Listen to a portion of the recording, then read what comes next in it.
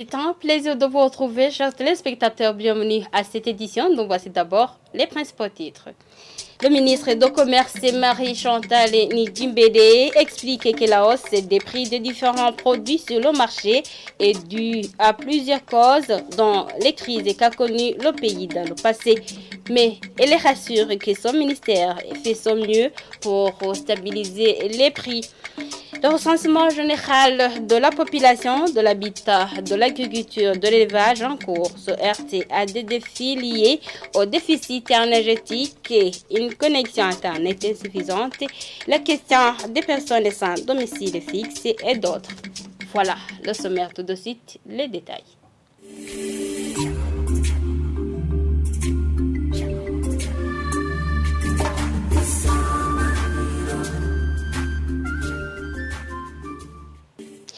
Bienvenue encore une fois. La ministre du Commerce, Marie-Chantal Nidjimbede, explique que la hausse des prix de différents produits sur le marché est due à plusieurs causes, dont les crises qu'a connues le pays dans le passé. Devant les députés ce vendredi, elle a rassuré que son ministère fait son mieux pour stabiliser les prix. Quant aux problèmes de transport liés au manque de carburant, elle est restée optimiste et a indiqué que cette question va trouver solution. Jean-Marie Mayong. Par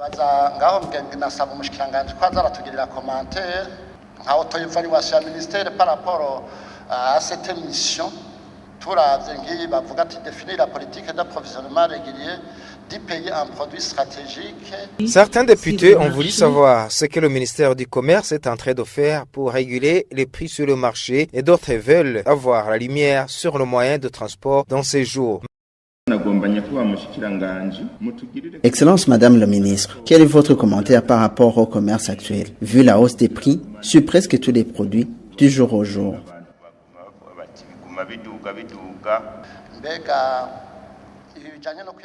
Concernant la question de déplacement, comment se passe cette situation? Si on considère la situation qui prévaut dans la ville de Bujumbura, quelles solutions envisageables pour résoudre ce problème?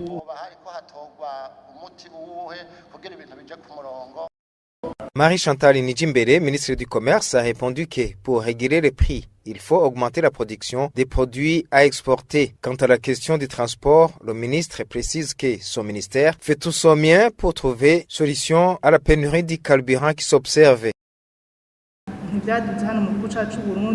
Ces prix n'ont pas seulement augmenté au Burundi, cela s'observe dans différents pays depuis la pandémie de la COVID-19. Alors, ce que je peux vous annoncer, c'est que le Burundi s'est engagé à augmenter la production locale pour diminuer les importations. Ce que le pays endure résulte des impacts négatifs de la situation du passé. Mais on a espoir que la situation va changer, tout en mettant ensemble des efforts pour augmenter la production.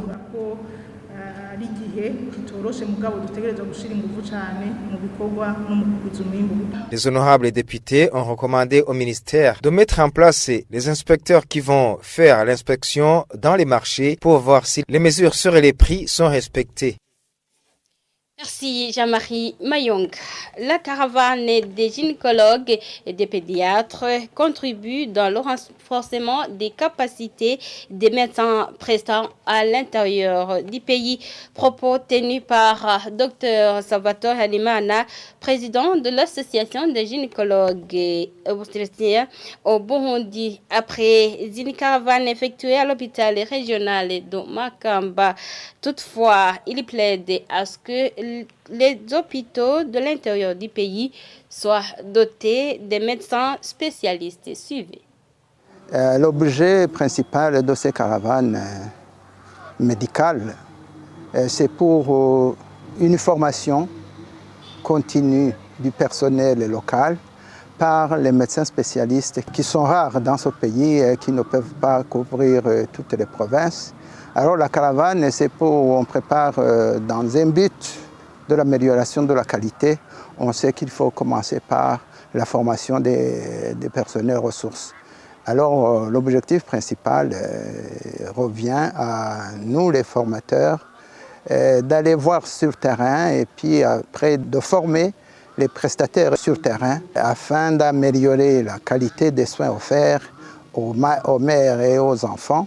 L'objectif ultime étant de la réduction de la mortalité maternelle et néonatale et des enfants. Alors, ce que nous avons constaté, c'est que d'abord, l'activité de l'hôpital, vraiment, il est très vaste, parce qu'il y a beaucoup de lits, donc il y a beaucoup de malades. Et nous avons constaté aussi, comme partout d'ailleurs, qu'il y a des différentes attitudes à améliorer. Donc on a trouvé qu'il y a plusieurs demandeurs de services, même si les spécialistes sont rares. Alors ce constat fait que si revient à faire un plaidoyer pour la formation des personnes et ressources. C'est un effort à augmenter, on peut même augmenter ce quota en ouvrant d'autres centres hospitaliers universitaires, parce que le seul peut-être ne suffit plus pour tout le pays.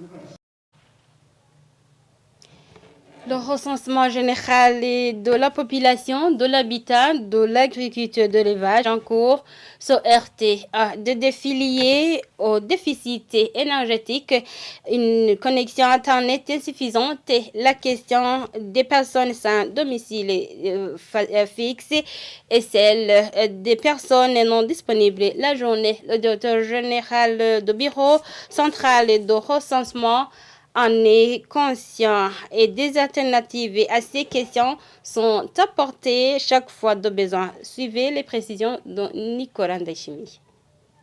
Le défi de la disponibilité du courant électrique, c'est que nous sommes obligés chaque soir de prendre les powerbanks et d'aller les charger dans les lieux où il y a de l'électricité. Pour l'Internet, les agents recensés partagent les données le soir avec le chef de district par Bluetooth. Et c'est ce chef de district qui est obligé de se déplacer pour aller chercher le lieu où il peut avoir la connexion Internet et pouvoir envoyer les données sur le serveur. Et je tiens à signaler qu'il y a même certaines localités qui sont sur les frontières où on est obligé de prendre la connexion dans les pays limitrophes. Pour les sans-abri, nous sommes en train de travailler avec l'administration. Les sans-abri sont majoritairement ici à la mairie de Bujumbura. Donc les sans-abri seront recensés en une seule journée. L'administration est en train de nous aider à identifier les sites dans lesquels ces sans-abri dorment et c'est au niveau de ces sites que nous allons les recenser. Et ça sera fait en un seul jour. Il en est de même pour les gens qui le matin se réveillent, aller au bureau et rentrer le soir. Nous travaillons avec l'administration à la base.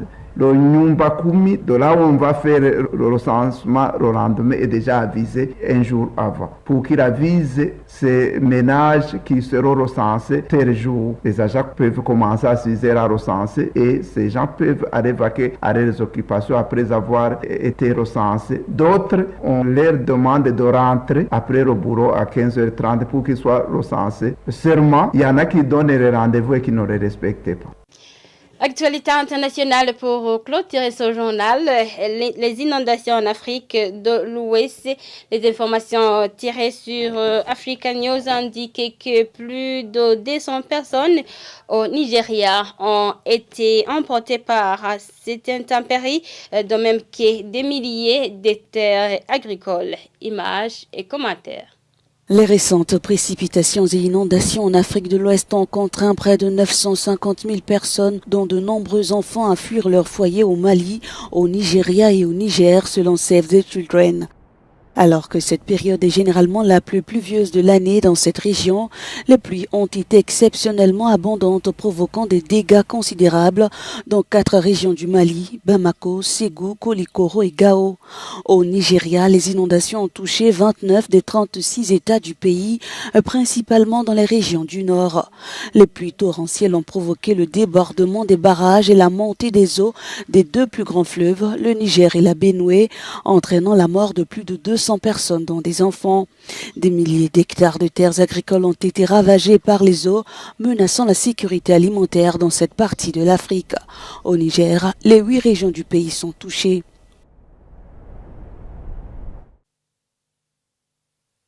Voilà, chers téléspectateurs, c'est par ici que nous mettons un point final à cette édition. Merci de l'avoir suivi. Au revoir.